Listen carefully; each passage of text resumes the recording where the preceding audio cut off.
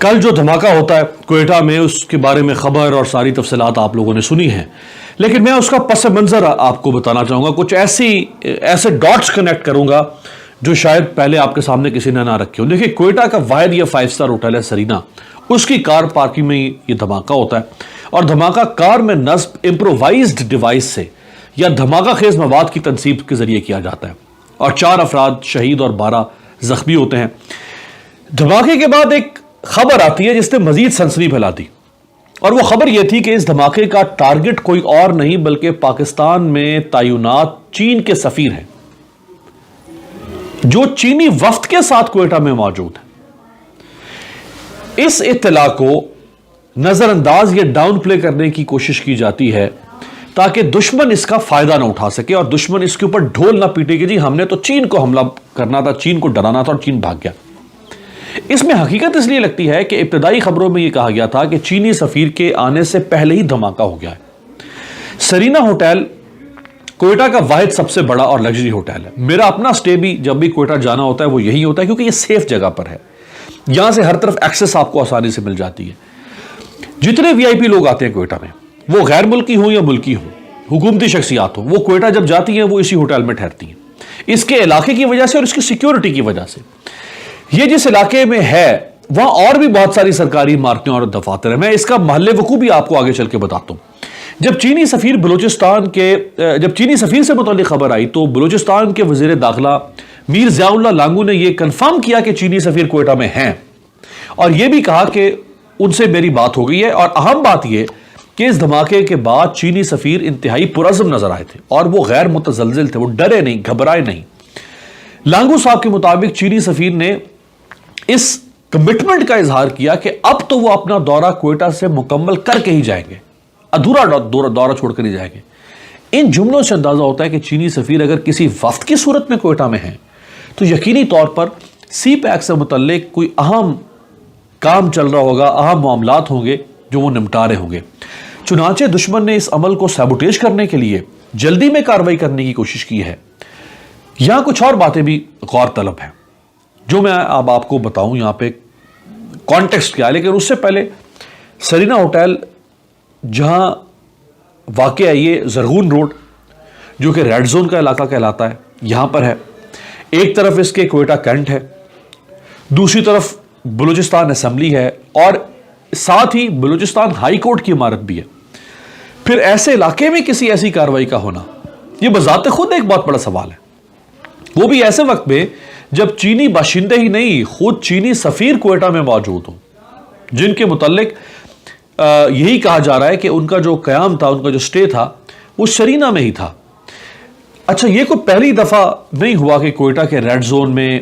دہشت گردی کا حملہ ہوا ہو۔ کوئٹہ کے ریڈ زون میں ہی دہشت گردی کے پہلے بھی حملے ہو چکے ہیں۔ اب یہ جو گاڑی جب داخل ہوتی ہے بیریئر کراس کر کے، یہ اسی صورت میں اندر داخل ہو سکتی ہے کہ اگر بم بیگ کی صورت میں رکھا ہوا ہو، کیونکہ اگر گاڑی آئی ای ڈی ہوتی، یعنی گاڑی جو بطور وہیکل آئی ڈی ہوتی، تو بیریئر پر اس کو اڑا دیا جاتا۔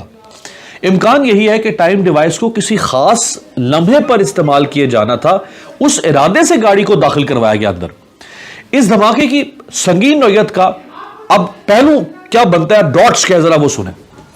چونکہ وزیر خارجہ شاہ محمود قریشی ایران کے دورے پر ہے اس وقت، اور بلوچستان کے حوالے سے بہت اہم ایم او یوز پر دستخط ہوئے ہیں، جس کے بعد ایران اور پاکستان کے جو علاقے ہیں بلوچستان، سیستان، ان کے درمیان 6 بارڈر کراسنگز اور بارڈر مارکیٹس کے قیام کا فیصلہ ہو چکا ہے۔ پھر اس سے پہلے شاہ محمود قریشی کے دورے کی وجہ سے کینو کی جو 9 سال سے امپورٹ ایران نے بند کی ہوئی تھی وہ اس نے کھول دی ہے۔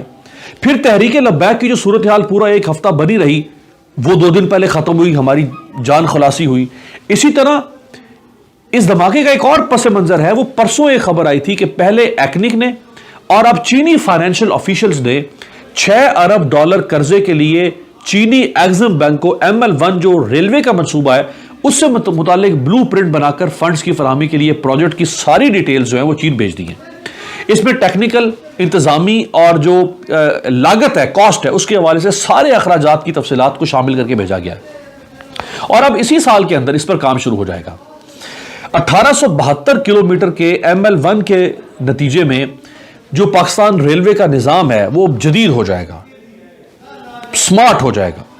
اور کراچی سے لاہور کا سفر جو ہے وہ پہلے 18 گھنٹے کا ہے کم از کم، اب وہ 10 گھنٹے پر آ جائے گا۔ اسی طرح سے کراچی سے پشاور اور ٹیسلا سے حویلیاں تک نیا ٹریک بچھایا جائے گا، نئے سگنل سسٹم، نئے فلائی اوورز، فینسنگ، باڑ لگائی جائے گی اس کے ارد گرد، ڈرائی پورٹس بنیں گے، یہ سارا نظام جدید ہو جائے گا۔ اب آپ اس ساری ڈیولپمنٹ کو سامنے رکھ کر دیکھیں کہ یہ ٹائمنگ دشمن کے لیے کتنی اہم ہو سکتی ہے۔ یعنی پاکستان کے اندر چیزیں کچھ بہتر ہی ہوئی ہیں نا، انہوں نے وہاں لا کے یہ حملہ کر دیا۔ اس کا ایک ثبوت آپ کو کل شام سے ٹویٹر پر بنے ماحول سے بھی ملتا ہے۔ ذرا ٹویٹر ٹرینڈز ملاحظہ کریں جو کل شام تک ٹویٹرز پر چھائے ہوئے تھے۔ سارے ٹرینڈز میں ایف سی بلوچستان پر جھوٹا الزام لگا کر کچھ لوگ، جس میں سیاسی جماعتوں کے لوگ اور بلوچوں کے نام سے بنے ہوئے کئی فیک اکاؤنٹس، یہ فیک اکاؤنٹس ہیں، میں نہیں کہتا یہ اصلی اکاؤنٹ، فیک ہوں گے یقیناً، یہ ہماری آرمی اور ایف سی کے متعلق ٹویٹس کیے جا رہے تھے۔ یہ بھی ایک ڈاٹ ہے جو کنیکٹ کر رہا ہوں۔ ایک ماحول بنا ہوا تھا جس میں نظر آ رہا تھا کہ